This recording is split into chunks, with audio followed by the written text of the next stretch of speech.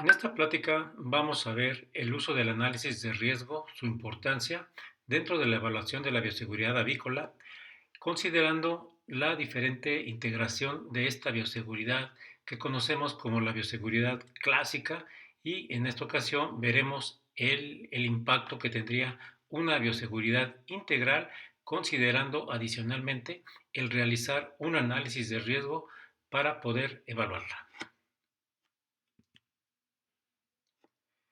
Empezaremos por la definición de qué es la bioseguridad avícola. ¿Qué entendemos por estas palabras?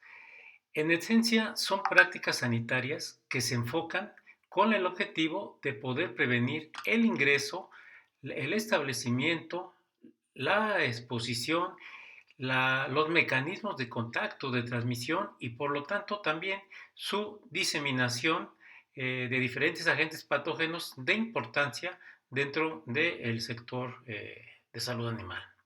Y que estos por lo tanto pues puedan tener un fuerte impacto en aspectos sanitarios, de producción y de productividad de las aves. Debemos recordar que a partir de los años 90, la bioseguridad fue fortaleciéndose con nuevas herramientas sanitarias, como cuáles el impulso de lo que son las buenas prácticas de producción, las buenas prácticas de manufactura, la incorporación en este sector de evaluación de bioseguridad de lo que es el sistema de análisis de peligros y de puntos críticos de control, que conocemos normalmente como HACCP por sus siglas en inglés. Y es muy importante no confundir este sistema de análisis de peligros y de puntos críticos de control con el análisis propiamente de riesgo. Y por lo tanto, pues este análisis de riesgo, la aplicación que hoy en nuestros días con las herramientas que tenemos de esta nueva tecnología, podemos hacer uso conjuntando los aspectos epidemiológicos y estadísticos para el desarrollo del análisis de riesgo en sanidad avícola. El análisis de riesgo, dentro de sus etapas tenemos lo que es la evaluación del riesgo y una parte de esta considera lo que es la evaluación de las medidas de bioseguridad avícola. De esta forma obtenemos lo que sería un método objetivo y que tiene una justificación bastante sólida que nos va a permitir identificar cuáles son los factores de riesgo potenciales que están presentes o que pueden estar presentes para la introducción de enfermedades nuevas o enfermedades emergentes o reemergentes o incluso pues, exóticas para el país o para una región del país o para una empresa, en este caso avícola. Dentro de las etapas del análisis de riesgo son 4 y obviamente la primera es la identificación del peligro, entendiendo que el peligro en este caso será ese agente causal, ese agente patógeno que va a afectar a nuestras aves.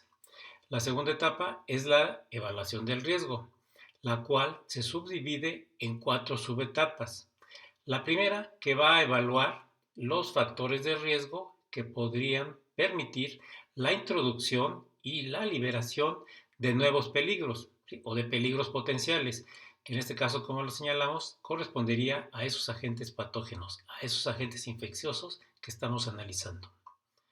La segunda subetapa es la evaluación de la exposición, es decir, ya evaluamos cuál es la probabilidad y cuáles serían los mecanismos por los cuales se introduciría y se liberaría al medio ambiente un agente patógeno, un agente infeccioso. Pero vendría esa segunda subetapa que sería cuál es la posibilidad de que ese agente patógeno infeccioso se exponga a mi población susceptible. Y si esto ocurre, entonces vendría la tercera subetapa, que es la evaluación de las consecuencias. Es decir, si esta introducción, liberación de ese agente patógeno infeccioso se expone a mi población susceptible y expuesta, ¿cuáles serían las consecuencias?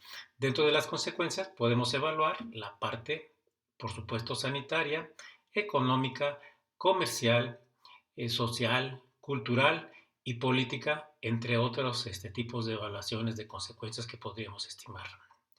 Y una vez que tenemos esas 3 evaluaciones, tendríamos ya nuestra cuarta subetapa, que sería la estimación del riesgo total, considerando los tres pasos anteriores. ¿Sí? Este riesgo, pues obviamente puede ser de tipo cualitativo o cuantitativo. La tercera etapa del análisis de riesgo es la llamada gestión del riesgo, en la cual lo que vamos a identificar nosotros es cuáles son los factores de riesgo predisponentes y determinantes que están presentes o pueden estar presentes para que se introduzca, libera y exponga ese agente etiológico bajo estudio a mi población susceptible y expuesta. Y con base en esto, determinar cuáles serían las medidas de mitigación, primero para prevenir y en su caso para evitar también que este peligro realmente cause un impacto fuerte, consecuencias altas, ¿sí? Por esa introducción, liberación y exposición. Entonces, en la gestión del riesgo, determinamos con base en los factores de riesgo cuáles serían las mejores medidas de mitigación, su implementación, su supervisión y aplicación. Y la cuarta etapa es la comunicación del riesgo, en la cual vamos a dar a conocer los resultados que tenemos de este análisis de riesgo, tanto al sector que se va a beneficiar de ese riesgo y al receptor del riesgo, es decir, que no va a tener un beneficio directo, pero si algo saliera mal, tendría una consecuencia en su población. ¿Sí? El objetivo de este análisis considera el mecanismo para poder evaluar cuáles son las medidas de bioseguridad físicas y estructurales que se establecen en las unidades de producción tecnificadas principalmente.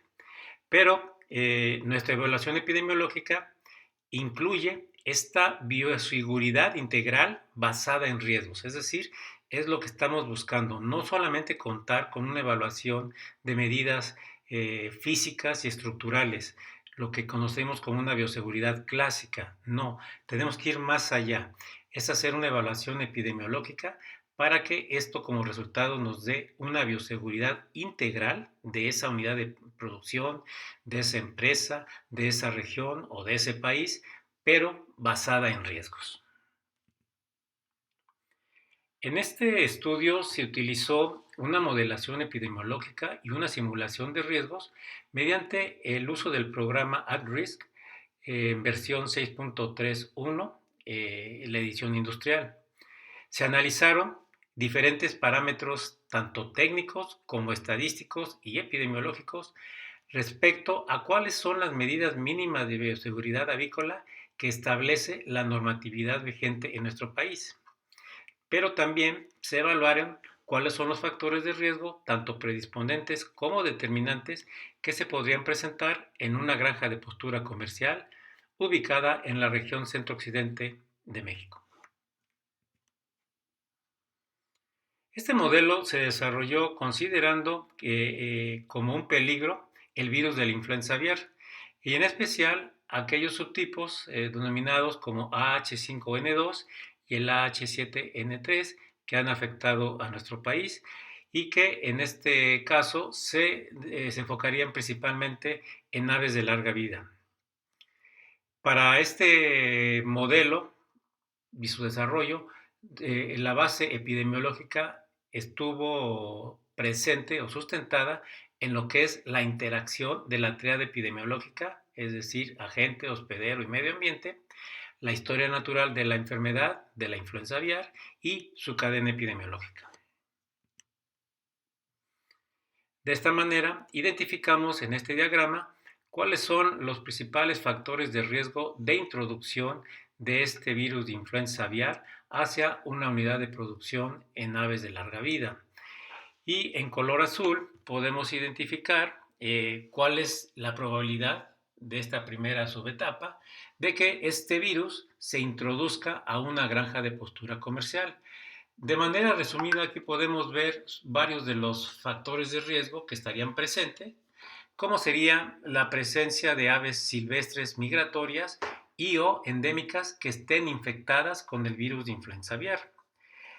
Las fallas en la disposición tanto de cadáveres como de desechos dentro de la unidad de producción, fallas en el control de fauna nociva, el uso inadecuado tanto de desinfectantes y de sanitizantes que se utilizan diario en las unidades de producción, las fallas en el control tanto de plagas en bodegas como en silos de alimentos.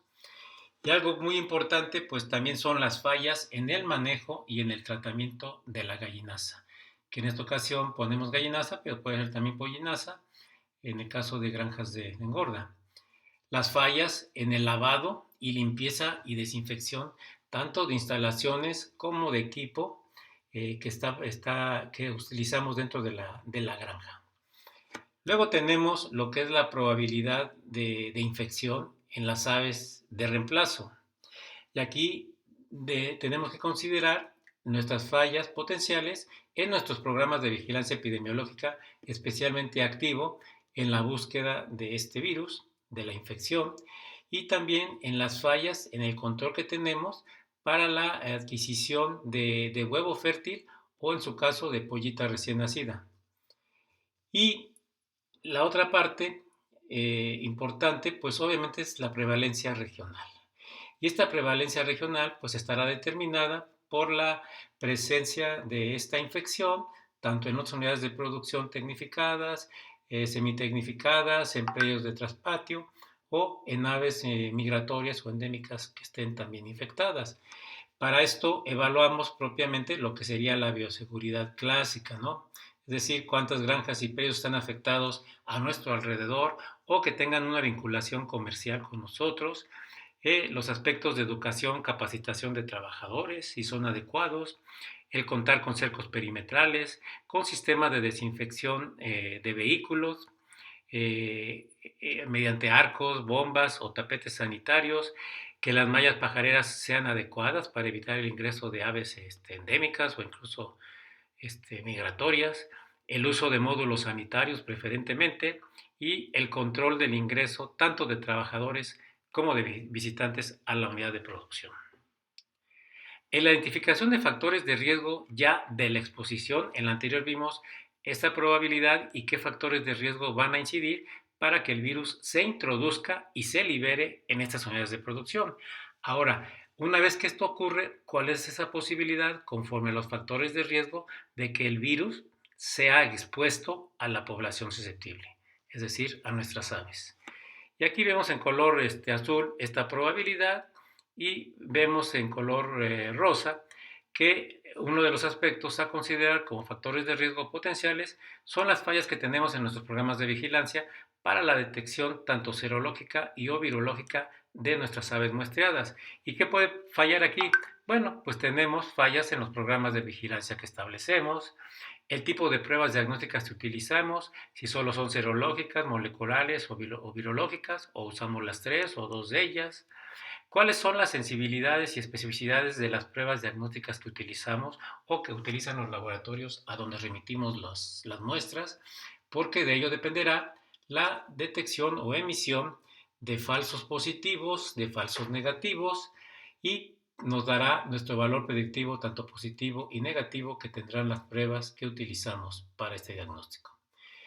También algo que está presente o puede estar presente es las fallas en nuestros diseños de muestreo y que generalmente tendrán que tener un soporte estadístico que nos dé unos datos que sean equivalentes o que podamos inferir para nuestra población total, dado que no podemos muestrear a todas las aves, sino a una muestra de ellas.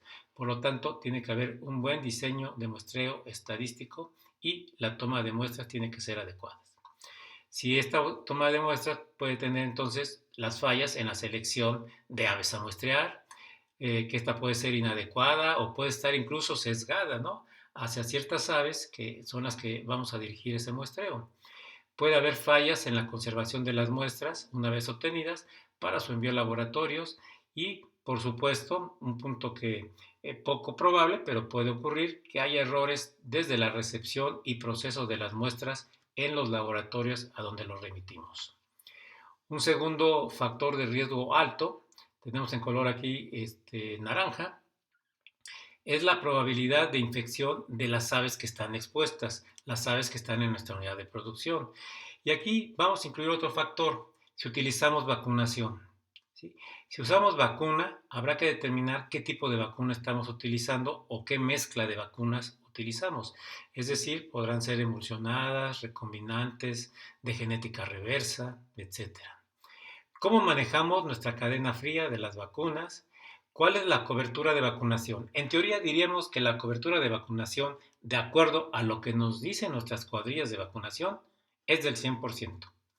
Pero cuando checamos su inmunidad de las aves aparentemente vacunadas al 100%, vemos que esta no alcanza, o a veces difícilmente alcanza el 90%, y en muchas ocasiones es mucho menor esta cifra de cobertura de inmunización. Otro punto importante desde el punto de vista epidemiológico, pues, es el número reproductivo básico, el cual nos va a permitir identificar cada ave infectada a cuántas otras aves susceptibles y expuestas puede infectar, ¿sí? Y aquí manejamos modelos epidemiológicos conocidos como CIRS o CEIR, que en este caso sería un modelo CEIR, en lo que consideramos las diferentes etapas de aves que son susceptibles, las que están expuestas, las que están infectadas y las que se recuperan o mueren.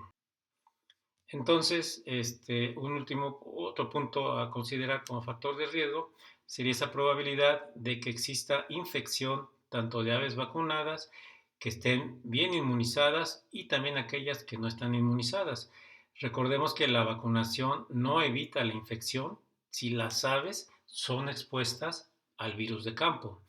Lo que nos va a evitar es que si las aves están bien inmunizadas, se pueden infectar, pero no se van a enfermar clínicamente y se va a reducir, por lo tanto, la mortalidad y los parámetros productivos, ¿no? Otro tercer punto que tenemos aquí en color amarillo es la probabilidad que el virus se mantenga y haya ciclos de reinfección en las aves existentes en estas granjas avícolas.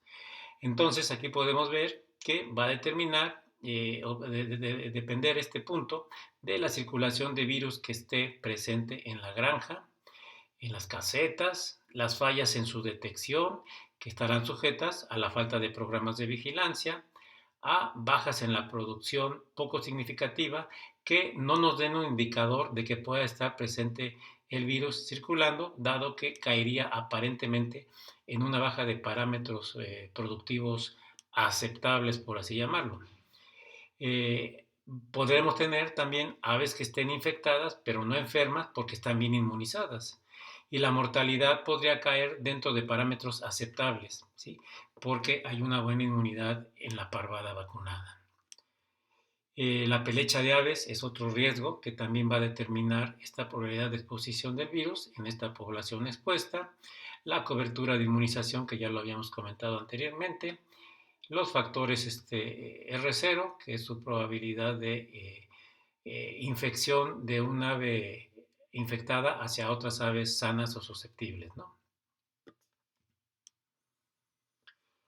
Es importante considerar que en este modelo de simulación se evaluaron cuáles son las probabilidades de introducción, de exposición y de establecimiento de este virus de influenza aviar, considerando aquellas principales variables de bioseguridad, y se realizó bajo los siguientes supuestos. Primero, la infección de aves silvestres migratorias está presente en baja incidencia.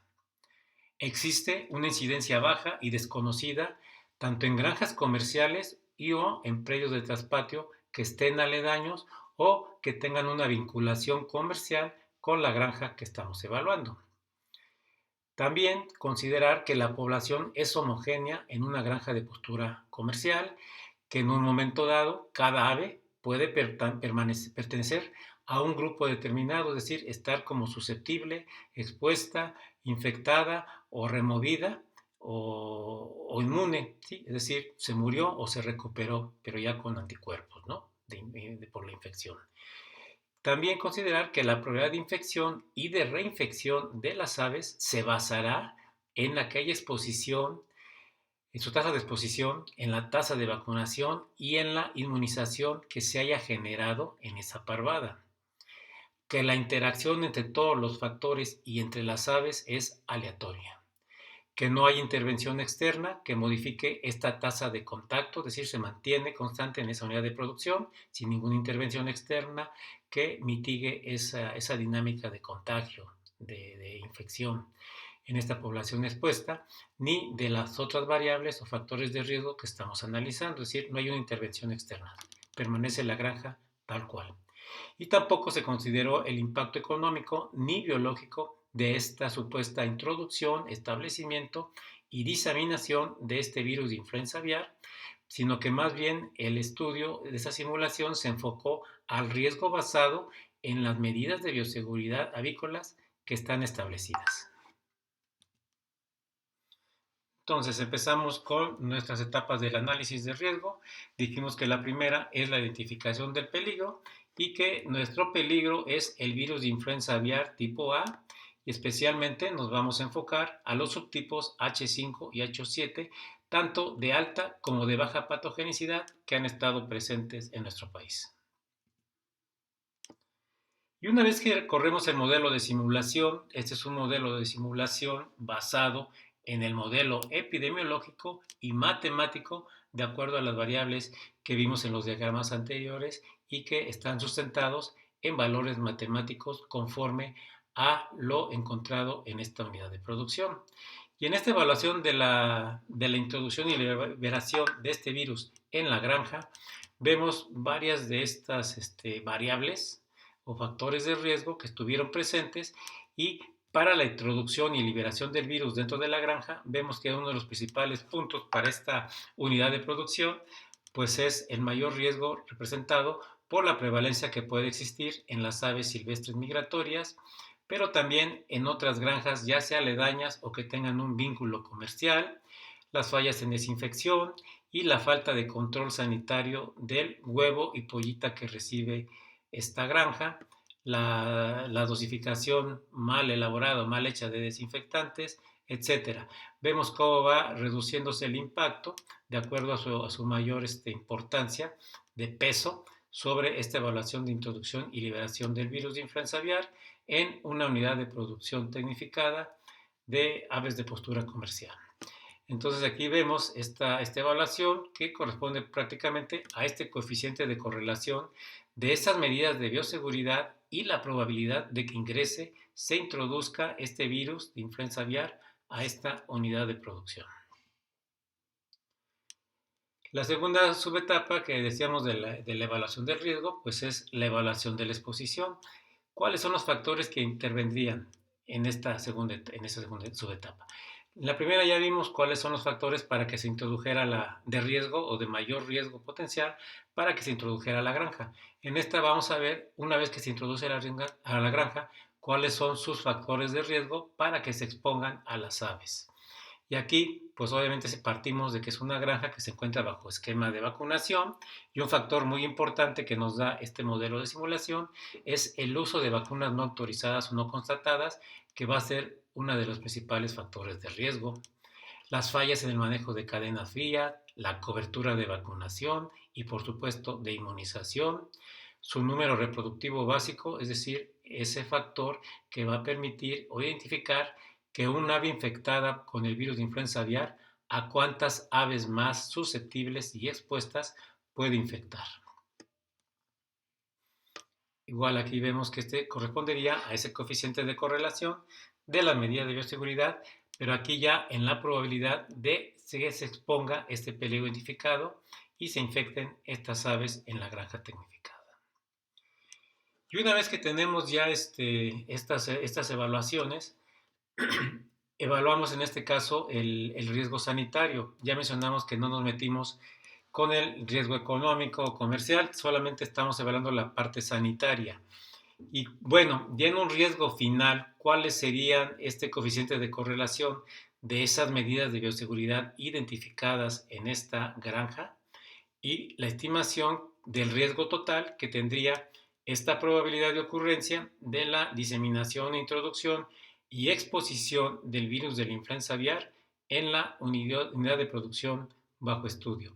Y como riesgo final vemos que tanto para la introducción y exposición y las consecuencias sanitarias, los principales factores de riesgo están sujetos a la prevalencia en esta unidad de producción analizada, a la prevalencia de aves silvestres migratorias infectadas, también a la prevalencia de granjas aledañas y de granjas con las cuales mantengamos algún vínculo comercial, las fallas en la desinfección de vehículo, en el control sanitario para la adquisición tanto de huevo fértil como de pollita, el uso de vacunas no autorizadas, la prevalencia de la infección en aves de traspatio, faltas o fallas en el control de trabajadores y de visitantes, fallas en la dosificación de desinfectantes utilizados, etcétera.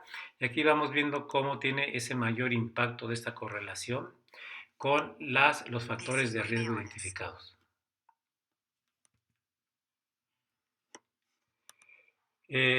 Finalmente estamos viendo ya la parte de cuáles serían entonces los principales factores de riesgo para esta unidad de producción. Quiero aquí señalar que estos factores de riesgo que son claves en estos escenarios que ya vimos, en los que la estimación del riesgo tanto de introducción como de exposición de este virus es mayor a 90%. En ese sentido, la evaluación. Entonces, si vemos toda esta evaluación, quiero señalar que estos resultados son atribuibles a esa unidad de producción que evaluamos. No lo son para la empresa en su totalidad porque tiene granjas en diferentes zonas o regiones, o podría tenerlas, o porque están en diferentes estados, etcétera. Entonces, este tipo de evaluación tiene que ser caso por caso, es decir, preferentemente hacerse unidad de producción por unidad de producción, dado que todas ellas, siendo de la misma empresa o de diferentes, pero ubicadas en una misma región epidemiológica, van a tener factores de riesgo que son comunes a todas ellas, pero cada una de ellas podrá tener uno o más factores de riesgos específicos para esa unidad de producción. Entonces, si evaluamos cuáles son los principales factores de riesgo para esta granja que evaluamos, pues aquí nos da como un factor de riesgo la prevalencia que esté presente en otras unidades de producción dentro de su región geográfica o comercial. También la prevalencia que exista de este virus de influenza aviar en aves silvestres migratorias, y algo que vuelve a salir, si fuera el caso, el uso de vacunas no autorizadas o no constatadas, que por lo tanto no van a impedir que ingrese el virus, pero tampoco van a impedir que si ingresa cause un impacto sanitario fuerte en cuanto a aves enfermas y aves muertas. Y fallas en el control sanitario nuevamente de huevo y de pollita que se adquiere para esta unidad de producción. Entonces, estos son los principales factores de riesgo como un riesgo final total para esta unidad de producción. Y aquí vemos ya nuestra tercera etapa, que es la gestión del riesgo. Con la anterior terminamos la evaluación del riesgo. Ahora, la gestión del riesgo es identificar todos aquellos factores de riesgo en sus diferentes subetapas del análisis de la evaluación del riesgo, que fue cuál era la probabilidad de introducción, vimos sus factores, sus principales factores de riesgo, la probabilidad de que se exponga el virus ya introducido en una granja, sus principales factores de riesgo, y nuestra estimación final de este riesgo sanitario, que es lo que acabamos de ver. Y aquí correlacionamos estas variables de impacto por un valor de R que nos va a dar esa correlación y si es un fuerte impacto o no, como una variable que tiene que ser considerada altamente o relacionada con un posible problema que tiene que ser también atendido. Y de esta manera lo relacionaríamos con lo que es la fuerza de correlación positiva. Y vemos que la prevalencia en aves silvestres migratorias para esta evaluación de introducción, pues sí tiene una correlación fuerte. En la exposición, la fuerte es el uso de vacunas no autorizadas. Y vemos que ya en la estimación del riesgo final, pues al igual que otras variables que tienen una correlación positiva moderada o débil, existen aquí también para el riesgo final, tanto moderadas, que son la prevalencia en aves silvestres migratorias y la prevalencia en granjas. Y la cuarta etapa sería la comunicación del riesgo, que en sí es un proceso de información sobre el riesgo o los riesgos que identificamos en nuestro análisis completo. Y aquí es importante señalar que la comunicación de este riesgo tiene que indicar cuáles serían aquellas medidas de mitigación aplicables, y estas tienen que ser presentadas, evaluadas y aceptadas por todo el sector, ¿sí? El sector principalmente que toma la decisión, que por lo general es el sector oficial, en el caso de importaciones o alguna parte de impacto nacional, en otras lo tomarán los gerentes de las plantas o de las empresas o los presidentes, etcétera. Pero también habrá que tomar en cuenta quiénes son los que se van a beneficiar de este riesgo, ¿sí? Es decir, si es una importación, pues va a ser el importador el principal beneficiario. Pero ¿quién recibiría ese riesgo en el caso de que algo saliera mal? Pues los productores, ¿no? Los agricultores, los consumidores, etcétera. Entonces tienen que estar integradas en este proceso de comunicación de riesgo los tres sectores: el oficial, el sector beneficiario y el sector receptor del riesgo. Pues muchas gracias por su atención. Espero haber dado una panorámica general sobre la importancia que tiene el uso del análisis de riesgo en la evaluación integral de la bioseguridad en la sanidad avícola. Muchas gracias por su atención.